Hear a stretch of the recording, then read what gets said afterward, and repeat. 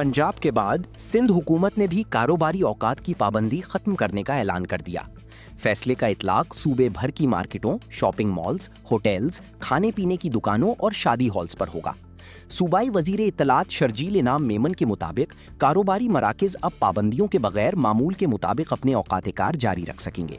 उन्होंने बताया कि मार्केट्स, रेस्टोरेंट्स और शादी हॉल्स के लिए मखसूस औकात दरअसल तवानाई के तहफ़्फ़ुज़ और किफ़ायत शारी पॉलिसी के तहत मुकर्रर किए गए थे। ताहम ताजिरों और सनतकारों की तजावीज़ और मुश्किलात को मद्देनज़र रखते हुए इस फैसले पर नज़रसानी की गई। शर्जील इनाम मेमन का कहना था कि सिंध हुकूमत कारोबारी सरगर्मियों के फ़रोग़, शहरी सहूलत और मईशत के इस्तेहकाम पर यकीन रखती है। उन्होंने मज़ीद कहा कि हुकूमत हमेशा मुशावरत, अवामी मफाद और ज़मीनी हक़ाइक़ को सामने रखकर फैसले करती है ताकि किसी भी तबके को मुश्किलात का सामना ना करना पड़े। उन्होंने इस बात पर जोर दिया कि ताजिर बिरादरी मुल्की मईशत में रीढ़ की हड्डी की हैसियत रखती है और हुकूमत उनके मसाइल के हल के लिए हर मुमकिन इक़दामात जारी रखेगी।